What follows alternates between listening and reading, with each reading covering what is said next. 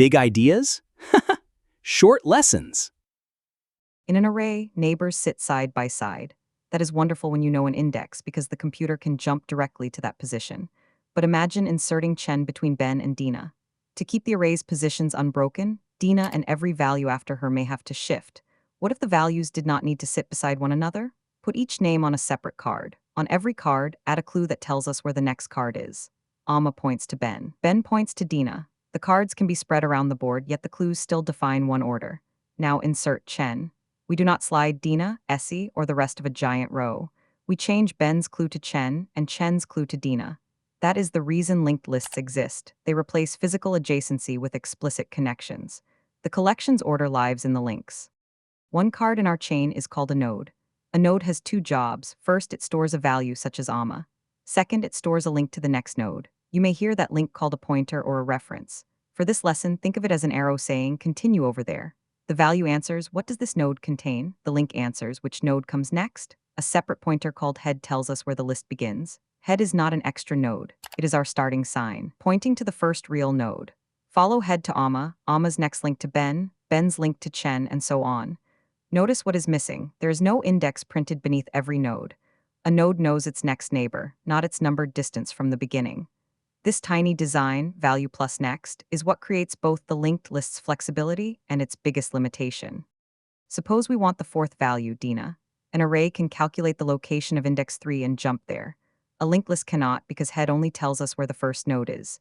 We begin at head, Amma. Is this the fourth node? Not yet. Follow Amma's next link to Ben, then Ben's link to Chen, then Chen's link to Dina. Moving through a list this way is called traversal. We discover each next location only after reading the current node. If Dina is near the beginning, the walk is short. If the list contains 1 million nodes and Dina is last, we may follow almost 1 million links. Access by position is therefore O of n.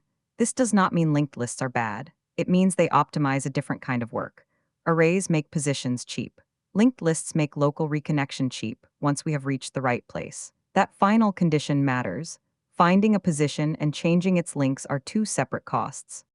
Every walk needs a start and a stopping signal. Head points to the first node. The final node's next link points to a special value called null. Null means there is no next node.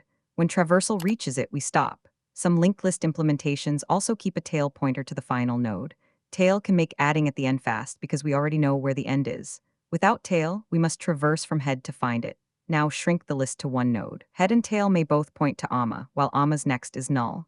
Remove Amma and the list becomes empty. Head is null, and tail is usually null too. There is no mysterious invisible node, just no first node to visit. These three labels give us the whole boundary. Head says where to begin, next says how to continue, and null says when the chain is finished. Let's add Kojo to the front of the list. We already know the insertion point, it is head. No traversal is needed. Create Kojo's node. First, set Kojo's next link to the node that head currently points to Amma, then move head so it points to Kojo. The order matters. We connect Kojo to the old list before replacing our starting sign.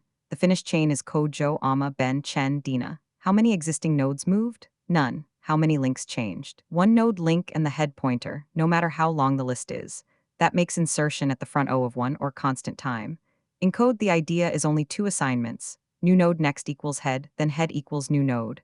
Linked lists feel difficult when we stare at the syntax. On the board, it is simply connect the newcomer to the old first node, then move the start sign. Now insert Chen between Ben and Dina. Assume we already have a reference to Ben. Create Chen's node but do not disconnect Ben yet. First, copy Ben's old next link into Chen's next. Chen now points to Dina. Second, change Ben's next link so it points to Chen. The chain is complete, Ben, Chen, Dina. Nothing after Dina moved. Once Ben is known, this reconnection changes a constant number of links, so the insertion itself is O of 1. But what if the instruction is insert after the node whose value is Ben and we only have head? We must first traverse until we find Ben. That search can be O of n. Then the link change is O of 1. This is the honest rule. Linked list insertion is constant time when the required position is already known. Finding that position may still take linear time. Separate those two steps and the complexity stops feeling contradictory. Deletion uses the same idea in reverse. Make the surviving nodes point around the node we no longer want. To remove the first node, move head from Amma to Amma's next node, Ben. The list now begins at Ben, that is O of 1. To remove Chen from a singly linked list, we need the node before it, Ben. Change Ben's next link from Chen to Chen's next node, Dina. Ben now points directly to Dina. Chen may still exist for a moment, but the list no longer has a route to it. In JavaScript and Python, an unreachable object can later be reclaimed by garbage collection. In lower-level languages, the programmer may also need to release its memory explicitly. Again, the bypass is O of 1 if Ben, the predecessor, is already known. If we must search for Ben or Chen first, that traversal can be O of N. The node does not vanish because we erased a box. It leaves the list because no surviving link includes it in the chain. Our list has one arrow per node, always pointing forward. That is a singly linked list. It is like a one-way street. From Chen we can continue to Dina, but Chen does not tell us how to return to Ben. A doubly linked list gives every node two links, next points forward and previous points backward. Now we can traverse in either direction. If we already have Chen, its previous link can reveal Ben, which makes certain removals and backward movement easier. But the extra convenience has a cost. Every node stores another link. Every insertion or deletion must update more connections, and there are more opportunities to create a broken chain if one update is missed. Neither design wins every time. Choose a singly linked list when forward movement and lower per node overhead are enough. Choose a doubly linked list when moving backward or unlinking known nodes from both sides is worth the extra memory and bookkeeping. Here is our node code. In JavaScript, a constructor stores value and sets next to null. In Python, an initializer does the same two jobs. Different syntax, same picture. One compartment for data, one compartment for the next reference. To traverse, set current to head. While current is not null, use its value, then replace current with current dot next. On the board, the gold current tag simply follows one arrow at a time. To prepend, create a node whose next link is the old head, then assign head to the new node. To insert after Ben, set the new node's next to Ben's old next, then set Ben's next to the new node. The code is not performing hidden magic. Each assignment moves exactly one arrow we have already moved by hand. When pointer code feels confusing, draw 3 boxes, current node, new node, next node.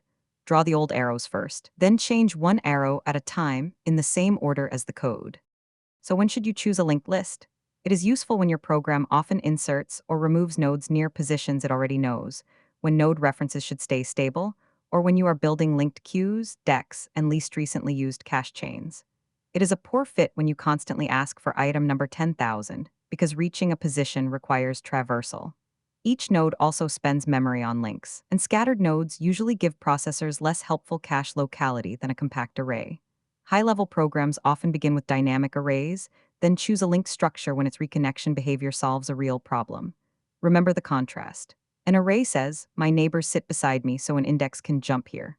A linked list node says, my next neighbor is wherever this arrow leads, so follow the chain. Arrays trade flexible middle changes for fast positions.